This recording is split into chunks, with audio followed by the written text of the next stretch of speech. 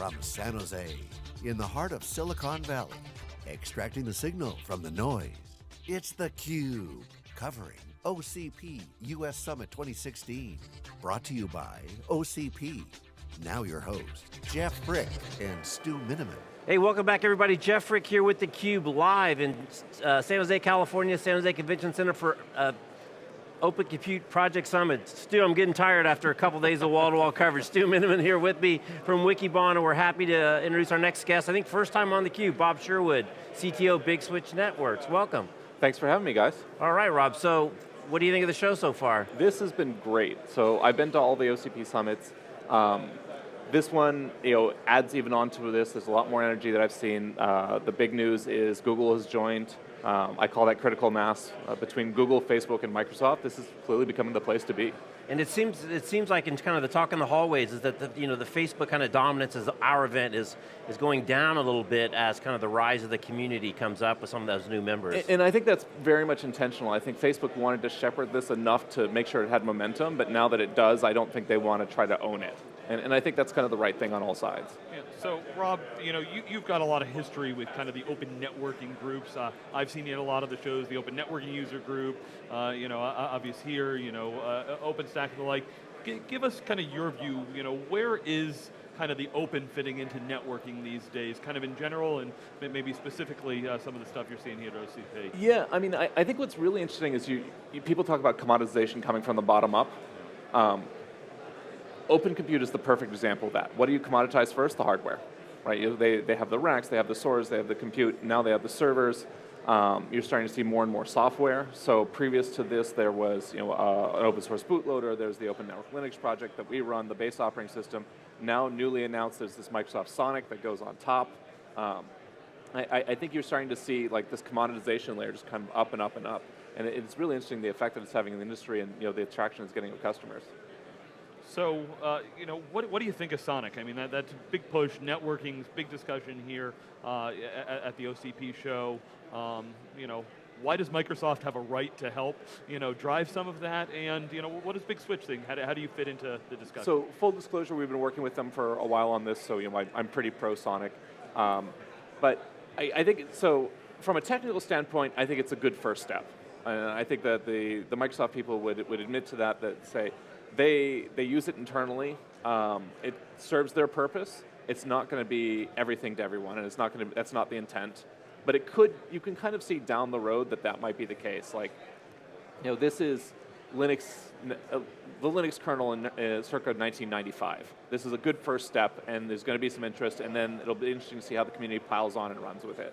For why Microsoft's doing this, as opposed to taking off-the-shelf stuff, I think that just makes a huge amount of sense. The stat I've heard is by 2018, the expectation is that Microsoft, Google, Facebook, and Amazon will be 25% of global network spend. It is just pure commodity of scale for them. If they can save a couple $100 per switch, or if they can fix a bug a little faster or ensure there's one fewer downtime, this just all makes sense for them. So, Rob, what does this mean for really your network or cloud operators, this change in the network? So, what's really interesting with the advent of things like Open Compute, you can actually now go through a standard build versus buy discussion for your network in a way that you never really could before. And so now these cloud operators are actually deciding, do I build pieces of my network, and if so, how much of this stack, or do I continue to buy it off the shelf? And my claim is that for the vast, vast majority of people, buying your network is still the right thing. Now, there's a lot more options there. This whole hardware-software disaggregation has allowed upstarts, like Big Switch Networks, to swoop in and provide some interesting differentiated products. But you've also ended up with this space where if you do have a really big company and you're willing to invest the resources and you can see the return on investment, it's actually possible now to build your own networking stack. And there's a lot of open source components that are floating around, and maybe some of them are right from you or part of some of them are right, but it's much more like the server world in that respect, and that's kind of interesting. So I wonder what your thought is on just the conversation of transforming networking. A few years ago it was like, okay, it's going to be SDN. SDN's the change. Cisco and VMware kind of dominate a lot of the discussion. You guys have been through a lot of that. Is SDN the discussion? Is it the full stack and cloud? What's really important to change in networking? And what are you guys? doing from a big switch standpoint? Technically speaking, like all of this commoditization of the hardware of the network makes it really easy to come up with new interesting architectures. And I think, while I'm still very pro SDN, I think of SDN as a technology and not a product. And so it enables us to do really interesting things like the big cloud fabric product that we have that has massive scale-up potential in OpenStack, or it enables to do things like, we'll have a talk later here about a massive scale-up monitoring deployment we did with our big monitoring fabric product. Those are still really interesting uses of SDN. At the same time, if SDN isn't your thing or you're not even sure what it is, what's nice about what OpenCompute's doing is they're putting all the building blocks out there for people to do what they want. And while I do believe that SDN will still be the emergent technology and the winner, now you can actually buy the hardware totally independent of that bet. So you can buy the hardware, put SDN software on it from Big Switch, and if that doesn't work for you, you can roll that off and put in open source, you can put in something from other commercial parties, and it's just a very different networking experience that people just aren't used to. Okay, so give us the update on Big Switch.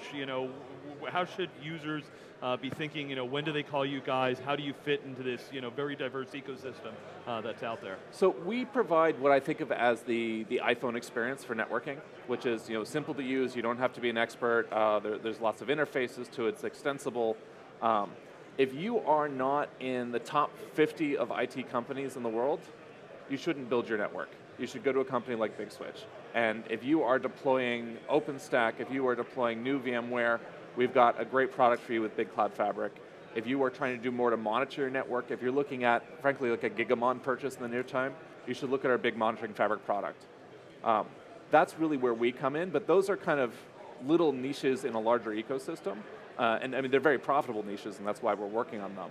But it's interesting to see how the larger OCP is enabling all of that and making it, frankly, just more acceptable for customers. All right, so if it turns into an iPhone experience, do we get the apps? I remember at the Open Networking User Group, many of the big financial guys say, I want to have a software ecosystem where I can buy network services much easier. Is that starting to emerge? We're starting to see pieces of it. I actually think much more likely than kind of mix in apps that do different packet forwarding things, you'll have mix in apps that do different things for monitoring, things that will do reactive bits. So like a fun data point I like is in the monitoring product, because we expose this API that you can have apps for, you can have something like an intrusion detection system which has kind of a broad view.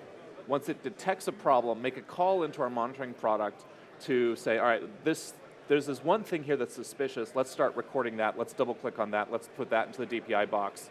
And so you can have this programmable back and forth adaptive system in ways that you never could before. And that's the things that gets me excited. All right, so yeah, security is actually something we haven't discussed a lot about at the show. What's the security angle? So our big monitoring product has this mode called inline, where it actually goes into the DMZ. And you can actually do service chaining through firewalls and load balancers or whatever else you have in your DMZ there. And that integrates with all sorts of interesting products, FireEye and what have you. Allows people to roll in and roll out services better, to load balances across services, to, as you're trying to, so a big problem that people have is you have an old firewall, it's old, it has 100,000 rules on it. In some cases, actually 100,000 rules. And you want to slowly migrate to your new shiny new firewall. But you'd rather do that in a way that doesn't cause an all or nothing downtime. And so with our product, you can actually slowly start peeling rules off and testing and quickly switching back. There's a lot of value there.